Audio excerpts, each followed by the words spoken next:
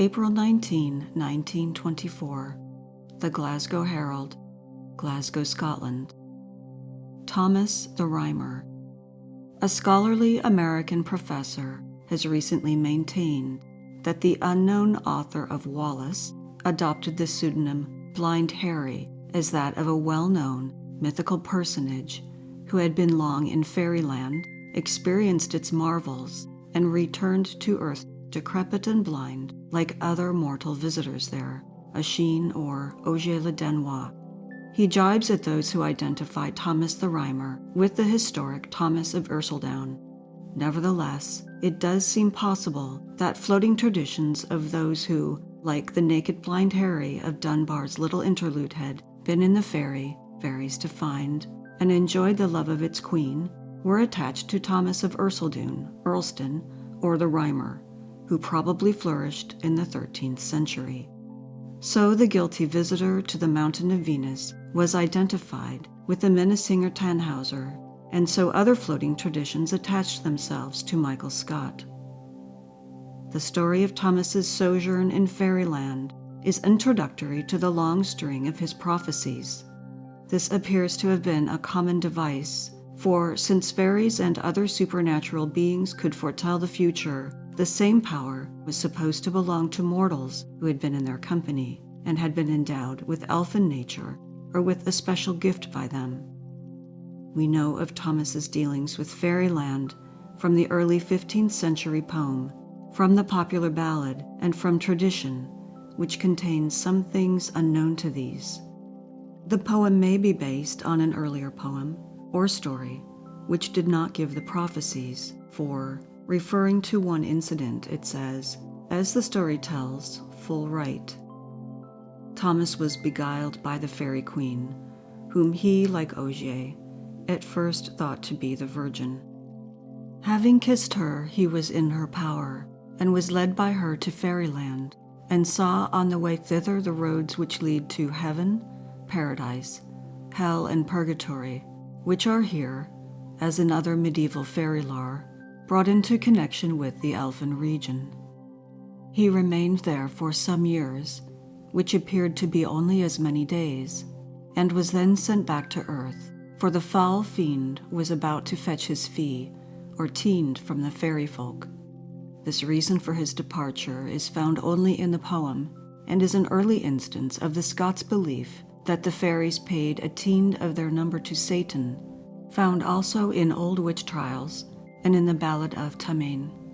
The poem says that the queen now went to Helmsdale, a favorite place for fairies and witches, but promising to meet him again.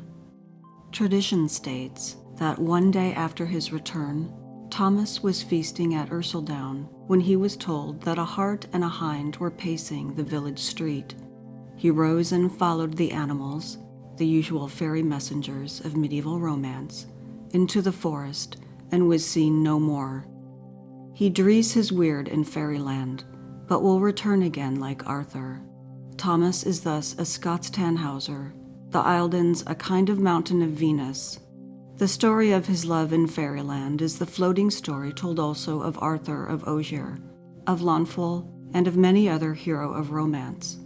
Tradition also says that at Huntly Brae, above Melrose, on the lower slope of the Eildons, Thomas and the fairy queen often met. The scene is one of great beauty. Below is the valley through which the Tweed is flowing. The opposite bank rises gradually to a long upland country. Westwards are low-lying hills, and to the north, the red-colored conical hill which looks down on Thomas's Tower and the village of Earlston. Nearby is the tiny Bogle Burn, so called, as Scott thought, from the Rhymer's supernatural visitants. In the poem and the ballad, however, there appears to have been but one meeting before the entrance to fairyland. Lying on Huntly Brae, Thomas saw the queen approaching at some distance, and hastened to meet her, supposing her to be the Virgin. The meeting took place at the Eildon tree, now marked by the Eildon stone, at the edge of the St. Boswell's road, and beneath the tree he kissed her rosy lips. Another tradition, perhaps one originated by Scott himself, makes the meeting take place in the Rhymer's Glen, through which the Huntly Burn flows, about 2 miles to the west, Scott had acquired this ground, and he may have thought it fitting that the romantic adventure should have happened there.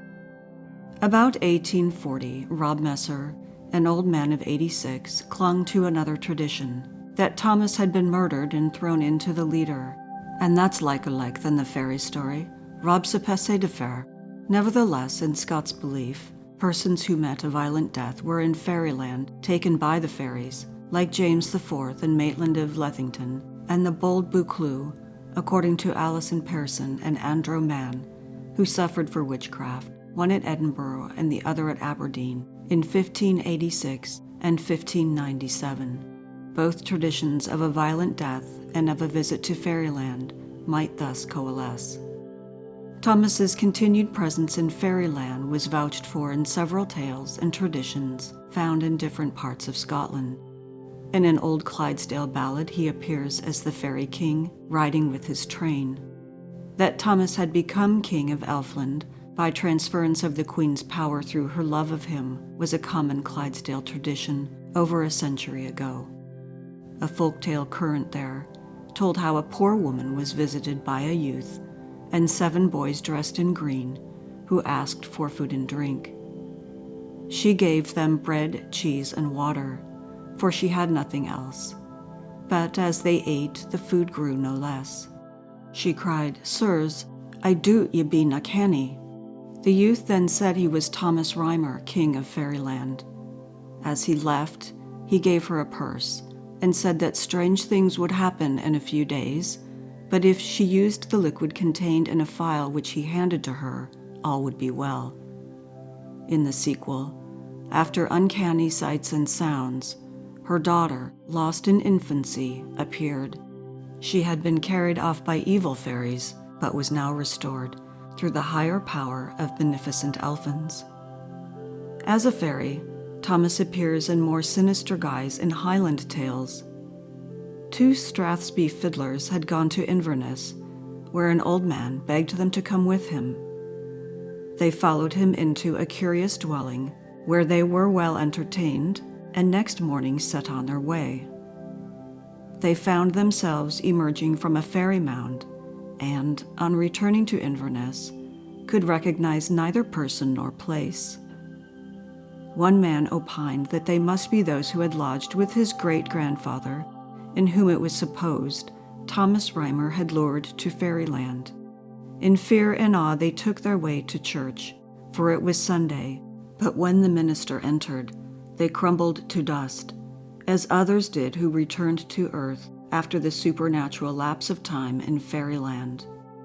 In another tale, a Strathaven farmer looking for his goats was belated and unwittingly took refuge in a fairy hill. There, an old woman, his housekeeper in her lifetime, came to him and bade him bide himself.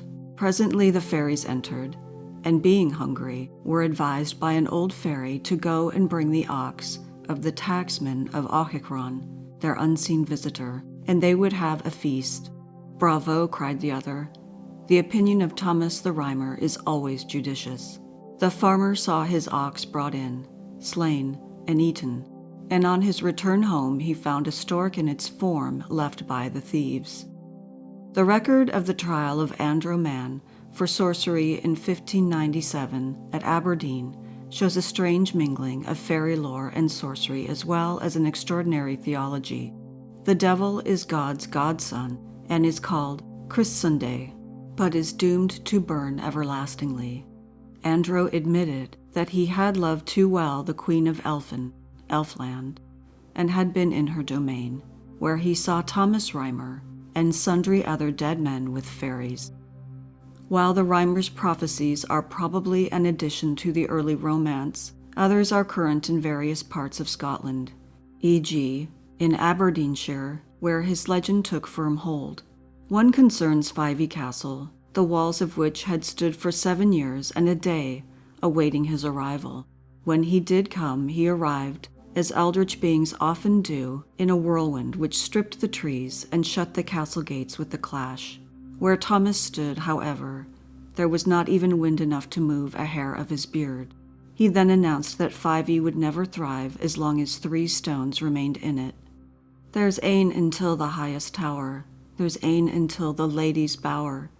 There's ane aneath the water yet, and this 3 stains, yes, never get. Thomas, even at his best, was a somewhat doggerel rhymer.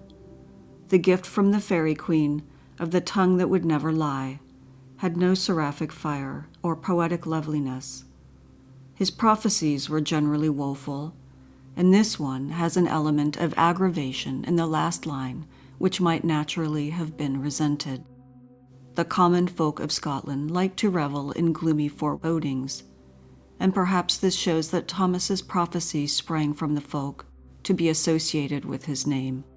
The romance of his love affair, to which many of them are joined, is poetry of a finer kind.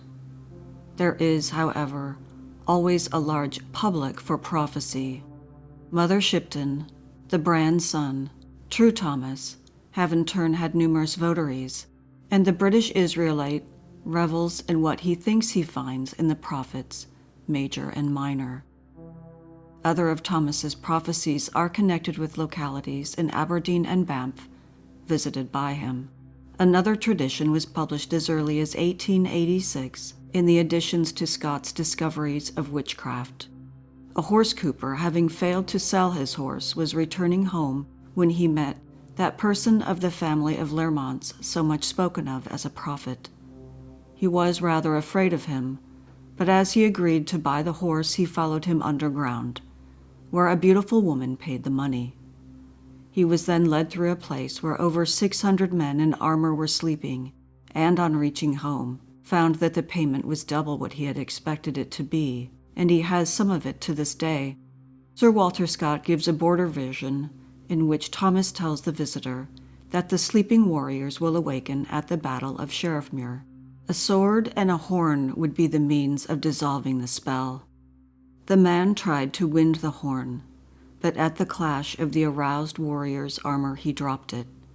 A voice cried, "Woe to the coward, that ever he was born, that did not draw the sword before he blew the horn."